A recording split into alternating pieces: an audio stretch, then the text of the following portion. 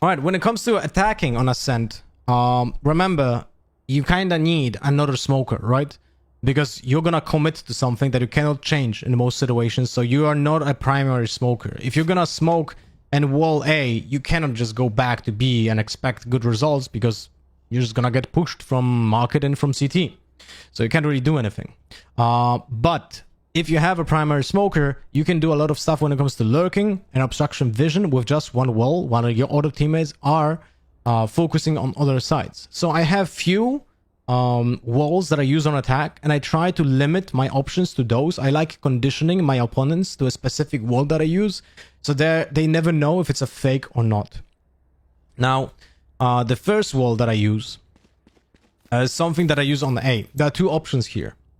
You can either use this one even when the barrier is still on, in both options. One, in case you need to cut off doors and heaven, you can do it this way. It's not perfect. It's not perfect because the thing is, this cuts off generator as well. And you have then no info if someone is standing in this corner or not. But it's like a necessity in case you don't have a smoker. Like, that's one of your options if you want to keep your toxin cloud for the post plant, right? But it's also not badly needed, right? So basically this is how it looks while you try to execute. So the only thing that you have to worry about is if someone is behind this. If you clear everything else, you have to still worry if someone is still behind this this wall here. But it's one of the better walls that you can use on A. But if you have a dedicated smoker, you can have a better wall. You can still use it from the same angle, but you do it in a straight line like this. So you cut off the button and you cut off the first entrance from heaven. And then your primary smoker smokes a heaven when it ends with the wall, just like in my YouTube guide, right? For smokes. So you do something like this. Aim higher because it has elevation, right? So you do it like this. And this is also pretty good. The other wall as well is because you can control the orb because it smokes it off. Someone can go to wine, but you know that, right? So you can play around it. So when you pop it, you have control over the angle here when it comes to the doors. And you have like first contact also here. It has to end with the wall here, so people have to commit, right? You can also do one more thing to make it, that depends if you want to do that or not, because it's a two-way street. You can do this wall in an angle that also covers the button from here. So you do something like this. What you try to achieve with this, if someone is holding that button, you're gonna kind of make him move and DK at the same time. So this should be good enough, I think. Let's check. Remember to practice that stuff. Yeah. So when someone is standing here, is affected by the DK, it should be even a little bit more towards this wall here. So when someone is standing in this corner, he's being affected and his vision is obstructed, right? So whenever you peek, you have an easier frag on this guy in the left corner if someone is standing here. Then another wall on B, my favorite one. It's pretty good also when you attack alone on B.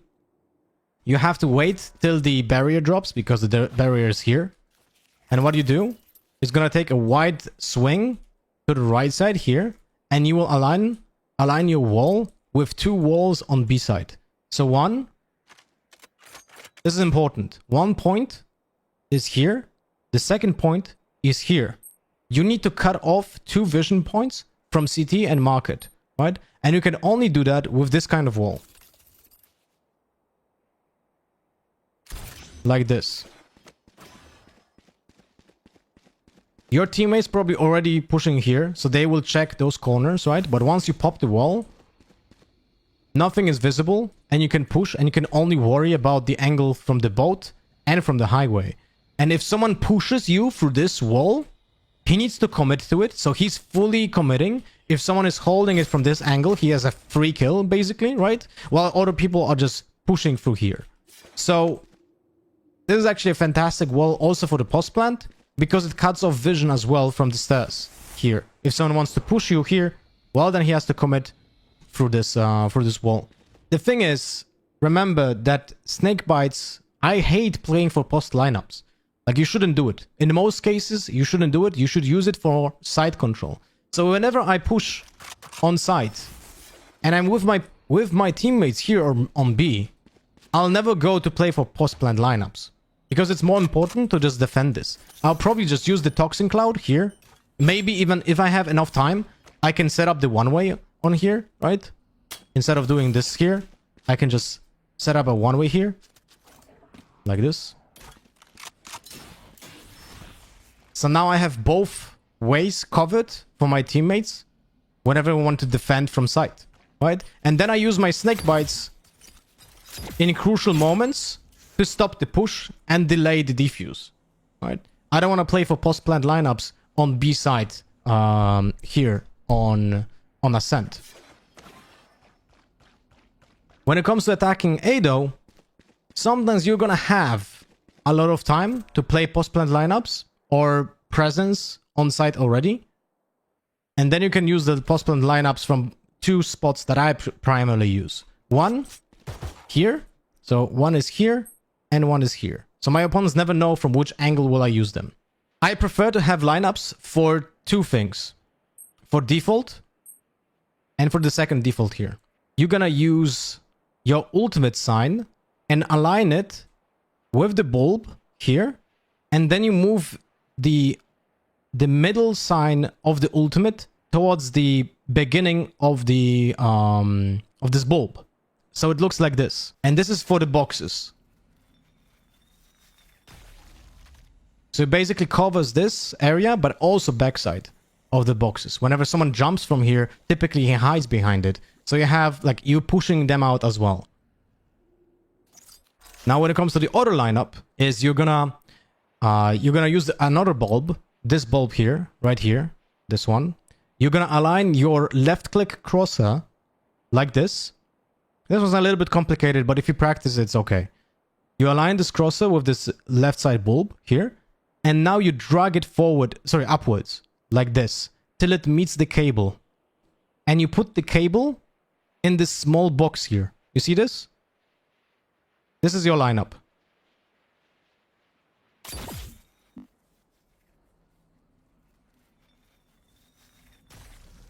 And it covers both this plant, this plant, this plant, and it pushes people away, right? Remember that whenever I create a post-plant lineup, what I want to achieve with it is also to know where the people will go after they're being punished by the snake bite, right?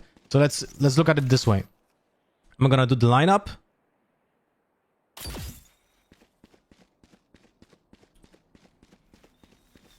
And now when someone is diffusing this, if he was diffusing from this angle, he has to move here. So I know exactly where to pre-fire. If he was diffusing here, he also has to move here. So I know his backside of generator. If he was diffusing from here, then I know he's gonna move here. So there's always a specific angle that you can pre-fire when you zone them out by using the snake bite. You're gonna use your snake bite line, this white here, on this spot. Here, this box here. And you're gonna use this.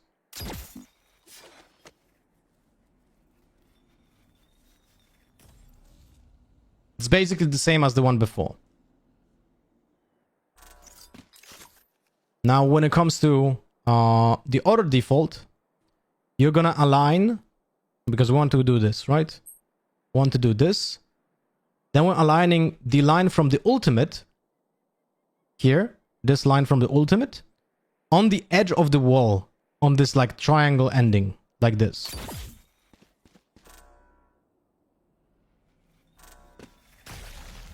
And it covers everything here. And when someone is diffusing the spike from here, the only way of him changing an angle is going here. Right? And if he's diffusing from here, then he has to go here. There's no other angle. So whenever someone is on the spike here, you can pre-fire this angle or pre-fire this angle. Or pre-fire both.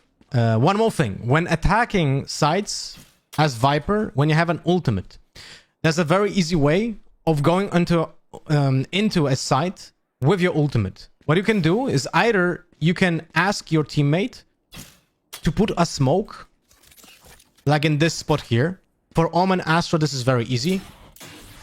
Right? You have everything covered, no one sees you. You sneak in, and then you ult from the edge of the smoke. And you have the entire side covered. You can also use the same by just setting up your own snake bites. And this is something I rarely do because I try to have a second, a primary smoker. So the lineup, you jump up here. There are two things that you can do with this.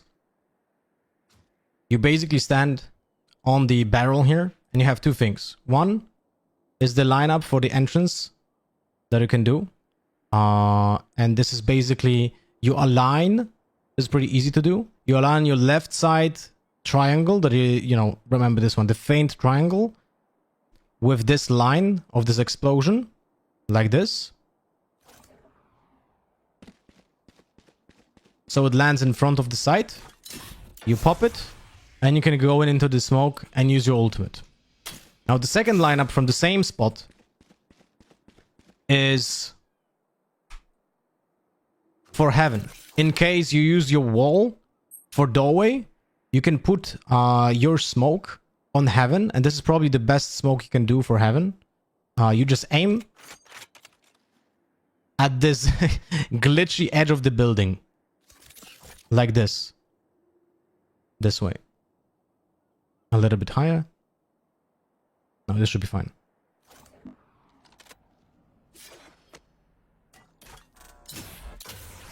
And when you pop it, people have really hard time going outside of this.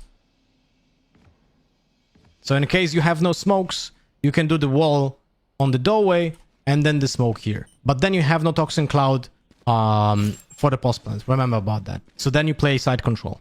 And the post plant lineups for B, I showed you already. And you don't want to use them most of the time anyway. Alright, I think that's all. Alright guys, thank you very much for watching. More maps will be recorded very soon. Because every single map has a little bit different playstyle, at least for me. Thank you much for watching. Leave a comment. Maybe subscribe. And see you on Twitch for the daily streams.